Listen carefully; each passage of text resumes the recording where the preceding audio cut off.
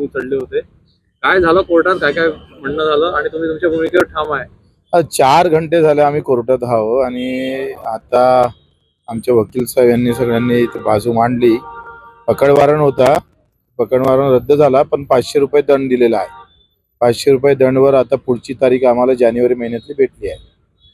न्यायालय आम्हाला वाटतं आम्हाला सहकार्य करेल, कारण आमची मागणी काही मंत्री व्हा किंवा आम्हाला तिकीट द्यायच्यासाठी नव्हती, प्रकल्पग्रस्तांसाठी होती. गोष्टीपेक्षा आजही नागपूर जिल्ह्यातले 8 गावं अंधारा म्हणजे लाईट पासून वंचित आहे, पाण्यापासून वंचित आहे.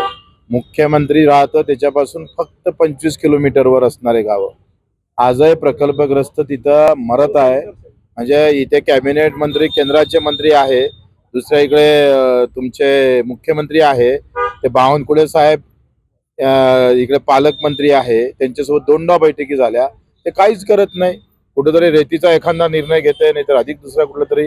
रेतीशिवाय त्यांना दिसतच नाही, प्रकल्पग्रस्त दिसत नाही. आम्ही चक्रा मारतोय कोर्टात आणि प्रकल्पग्रस्त काही लोक यांच्या आंदोलकाच्या बाजूने उभं न राहताय जातीपाती धर्माच्या राजकारणात गुंतून जातात बिचारे. आम्हाला टोले घ्यावं लागतं. आता 2-3 वर्ष या कोर्टात आंदोलन केल्यावर.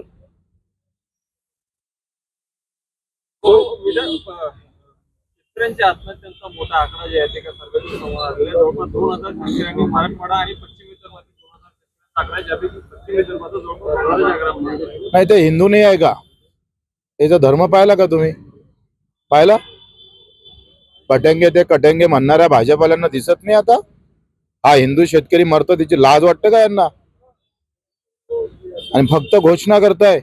साधी कर्जमाफी आता ज्यांनी घोषणा केली, रनिंग कर्जदार काय म्हटलं मुख्यमंत्र्यांना विधानसभेमध्ये, का जेव्हा दुष्काळ पडतं तेव्हाच आम्हाला कर्जमाफीसाठी समोर जावं लागतं, पण दुष्काळात असणारं हे वर्ष, ह्याच वर्ष सगळ्यात जास्त दुष्काळ आहे. सगळ्यात जास्त नुकसान भरपाई नुकसान या चालू वर्षाची झाली आणि चालू वर्षाची तुम्ही कर्जमाफी घेत नाहीये. काय कारण आहे? ते विधानसभेला कोणी विचारत नाही. तर तुम्ही 20,000 कोटीची तरतूद केली असं म्हणताय, आम्ही त्यांचं स्वागत करतो का तुम्ही कॅबिनेटमध्ये किंवा बजेटमध्ये 20,000 कोटीची तरतूद केली, पण कर्जमाफी करताना तुम्ही या सगळ्या गोष्टीचा घटकाचा विचार केला पाहिजे. तुम्ही केलं त्याबद्दल आभार, पण त्याच्यातल्या काही गोष्टी सोडल्या तर आम्ही आंदोलन केल्याशिवाय राहणार नाही.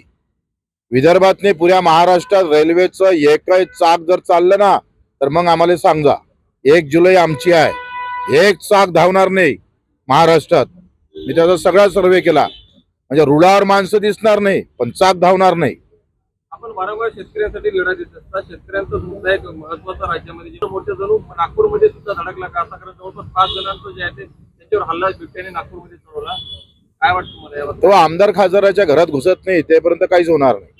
तो सध्या शेतकऱ्याच्या घरात घुसतो फक्त.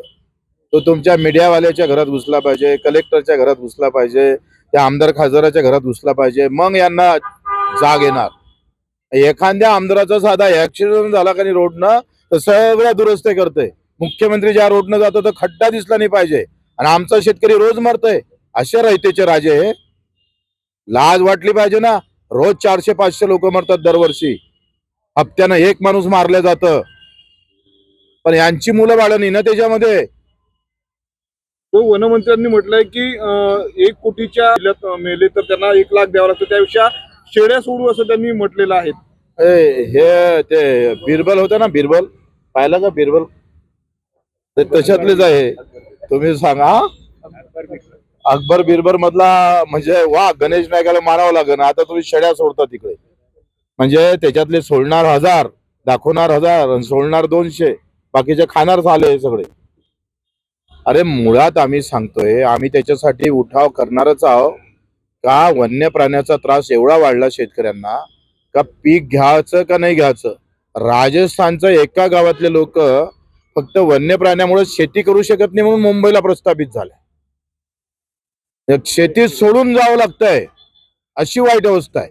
चंद्रपूर सगळ्याच इकडे, इव्हन सगळ्या महाराष्ट्रातली देशामध्ये हाती काही भेटत नाही. एक तर रोगराईमुळे मेलं, दुसऱ्या इकडे आलेलं पीक सगळे जनावरं खाऊन टाकतात. आणि अशा सगळ्या अवस्थेमध्ये साधी एक गोष्ट नाही आहे. तुम्ही आहे किती हो, किती टायगर असेल, किती बिबटे असेल, 1000-2000 त्या 1000-2000साठी 1000 बकऱ्या सोडता, पण 1000 बिबट्याला तुम्ही बंदोबस्त लावू शकत नाही. ते आपल्यातून कारभार आहे. पुन्हा खाणे जाळ्यासाठीच ते पैसे खाणार आता. म्हणजे आता त्या प्रत्येक शहरात जाळ्या टाकणार बिबट्याला पकडण्यासाठी, त्याचे 200 कोटीचं बिल काढणार आणि 2 कोटीच्या जाळ्या निर्माण करणार. जाऊ तिथं खाऊ असं सरकार आहे, दुसरं काही नाही. त्यांना माहित आहे ईव्हीएम मशीन मध्ये मतं वाढले जाते, त्याच्यानं काही संबंध राहिला नाही. मुंबईमध्ये आज काय का शौचालयामध्ये एका कुटुंबाने चक्क आपला संसार त्या ठिकाणी शौचालयात थाटलेला आहे मुंबईमध्ये. काय बरं घर नाही म्हणून? घर तयार केलं. हे तर 6 लाख लोक फुटपाथवर झोपतात. अन्न वस्त्र निवारा घटनेचं मूल तत्व होतं.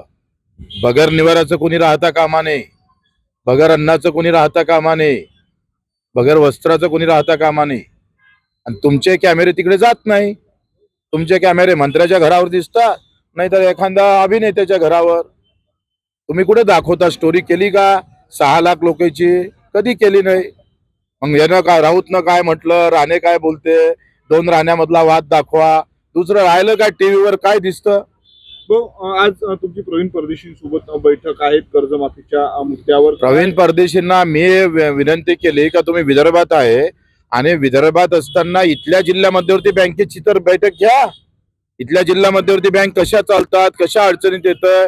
आता कर्जमाफीच्या मुळे रनिंग बिल कोणी भरायला तयार नाही. पुढच्या वर्षी कर्ज वितरण होणार का नाही होणार काही चिंता नाही आहे. ते आम्ही म्हटलं तर बैठक लावली 5:30 वाजता. ते परदेशी म्हणजे पुरे परदेशी आहे, ते देशातले आहे का नाही तेच तपासलं पाहिजे. हलबा समाजाच्या उपोषणाला भेट देणार. हा आम्ही जाणार आहोत. धन्यवाद. आपण इथपर्यंत. नवनवीन घडामोडी पाहण्यासाठी स्टार महाराष्ट्र न्यूजला सबस्क्राईब करा आणि ताज्या बातम्यांचे अपडेट मिळवण्यासाठी बेल आयकॉनला प्रेस करा आणि परिपूर्ण बातमी बरोबर रहा, इतरांपेक्षा एक पाऊल पुढे.